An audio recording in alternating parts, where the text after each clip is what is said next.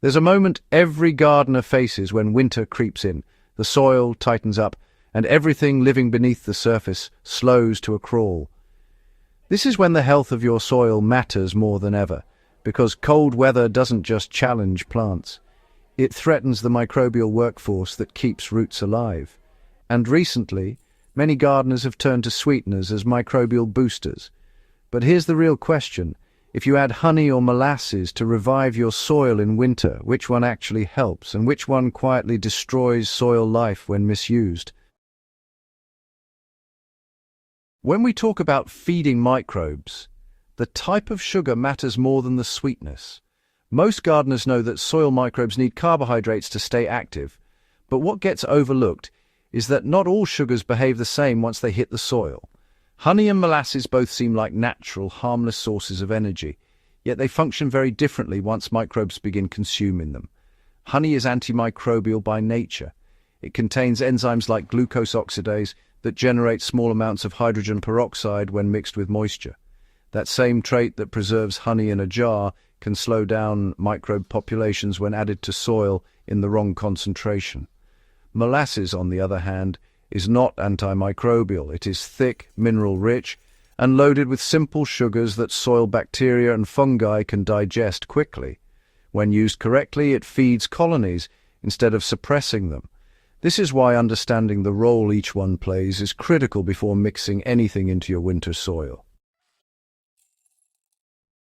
When gardeners pour honey solutions into winter soil, they often use the same ratio they would use for foliar sprays or rooting solutions. The problem is that winter soil already has slower microbial activity, cooler temperatures, and reduced oxygen exchange. Adding honey at high concentration can push already stressed microbes into survival mode instead of growth. In my tests, 1 tablespoon of honey dissolved into a liter of water created a solution strong enough to stall bacterial activity for nearly a week. In warm season soil, microbes bounce back. In cold season soil, that pause can be enough to set the entire system back. Honey works best in the soil only in extremely low dilution, and even then it should be used sparingly. A ratio like 1 teaspoon per gallon of warm water may support certain beneficial microbes, but anything stronger in winter conditions leans towards suppression rather than stimulation. This is why honey must be used cautiously, especially when the soil is already fragile. Molasses behaves like a slow-burning carbohydrate source. Even in cold conditions, the sugars break down steadily, giving microbes enough energy to stay active instead of going dormant.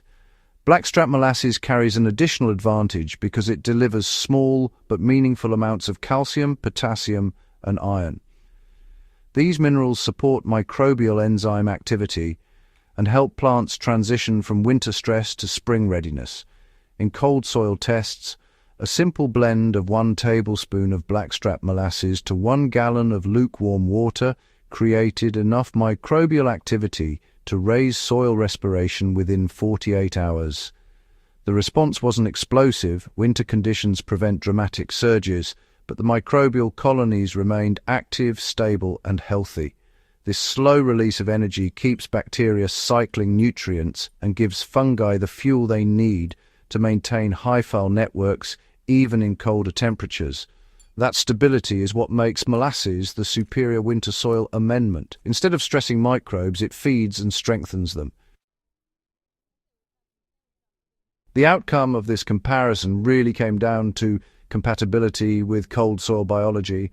Honey disrupts, molasses nourishes. Honey demands warm, well-oxygenated soil to avoid harming the microbial balance. Winter offers neither. Once honey's natural peroxide-producing reactions begin, they hit winter soil with more force because everything is already slowed down. Molasses operates gently. It provides steady energy without creating chemical byproducts that harm the ecosystem. In fact, molasses can help compost and microbial teas maintain their biological activity even when ambient temperatures drop. The key takeaway is that winter soil needs consistency. It needs carbohydrate sources that extend activity, not substances that interrupt it. If you want to boost winter soil microbes using molasses, the ratio is simple and effective. Mix 1 tablespoon of unsulfured blackstrap molasses into 1 gallon of warm, non-chlorinated water. Apply it directly to the soil near the base of your winter crops or to beds you're preparing for early spring planting. Water slowly so the solution moves into the root zone rather than sitting on the surface. This can be repeated once every 4 to 6 weeks during the cold months. Honey can technically be used, but only in tiny amounts and primarily in mild weather. For winter soil, keep honey out of the garden unless you are applying it for a specific purpose, like root dipping for cuttings. Even then, it must be extremely diluted, no more than 1 teaspoon per gallon, and should never be used routinely as a microbial amendment during cold seasons. Healthy winter soil is the foundation for strong spring growth. Microbes that remain active through winter unlock nutrients earlier, warm the soil faster, and support seedling development long before the first fertilizer application.